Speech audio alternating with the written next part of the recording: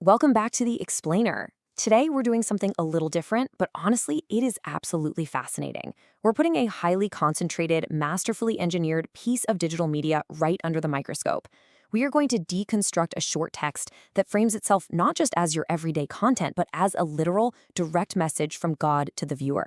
By breaking down the exact wording of this source material, we're going to see exactly how digital rhetoric can be weaponized to capture your attention and manipulate engagement algorithms. It's kind of like a forensic look at where modern social media tactics collide with ancient spiritual language. Okay, let's dive into this with the absolute foundation of the source text. Look at this hook. It explicitly tells the viewer, this is not a regular video. This is God's voice reaching into your soul. I mean, the sheer audacity of making that claim right out of the gate is just stunning. The author isn't trying to build credibility slowly over time. No, they are demanding ultimate authority immediately. By framing the media as the literal voice of the divine, it instantly tries to override your critical thinking. You aren't just evaluating a creator's content anymore. According to the text, you're evaluating a message from the creator of the universe. It's a massive, intense cold open designed to totally shock the viewer out of their passive scrolling trance. Section 1. The Divine Hook. Manufacturing urgency. Now, what's really interesting about this is how the text explicitly targets a very specific everyday physical action, scrolling, and ties it directly to the catastrophic loss of a life-changing miracle. The source material says, listen carefully. This video was sent just for you. If you scroll away now, you may miss the miracle. It takes the modern phenomenon of FOMO, the fear of missing out, and elevates it to a staggering theological level. Scrolling is no longer just how you navigate an app, it's suddenly framed as an act of spiritual defiance. The text implies that your physical thumb movement literally has the power to cancel a divine plan. It is a brilliant, if highly manipulative way to instantly freeze a viewer right in their tracks. And to freeze you in place even more, the text introduces an incredibly specific parameter, the number 2. It claims, in just 2 minutes, something will happen that could shift your entire destiny. Now, why 2 minutes? Well, in the realm of short-form digital content, 2 minutes is pretty much the sweet spot for algorithmic retention. By creating this artificial time limit, the text gives you a highly manageable task. It's basically whispering, hey, you don't have to stay forever, just stay for these 2 minutes. It drastically lowers the barrier to entry while keeping the stakes impossibly high. You are trading 120 seconds of your time for a supposed shift in your entire destiny. Moving on to Section 2, the spiritual stakes, blessings versus enemies.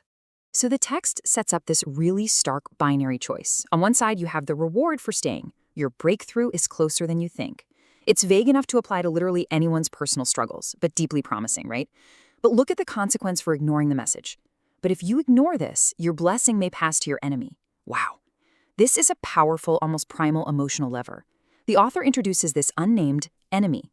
Psychologically, you immediately fill in the blank with your own rival, maybe a bully or just a major life obstacle. The thought of someone you dislike receiving your designated reward creates this intense sense of loss aversion. You aren't just staying to get something good anymore. You're staying to prevent someone else from stealing what is rightfully yours. Section 3. Imagery of heaven, making the abstract tangible. And this brilliantly illustrates exactly how you make the invisible feel immediate. The source text doesn't just casually say, God is thinking about you. No, it builds this cinematic, multi-sensory scene that's supposedly happening right now. It gives explicit examples. Your name is glowing in heaven. An angel is standing at your door. A scroll has been opened in golden ink. It forces you to visualize these highly specific, grand celestial events happening at the exact same moment you're holding your phone. It bridges that gap between the mundane act of looking at a screen and the epic scale of divine intervention. It literally makes the abstract concept of a blessing feel like a tangible package sitting right on your front porch, guarded by an angel, just waiting for you to finish watching.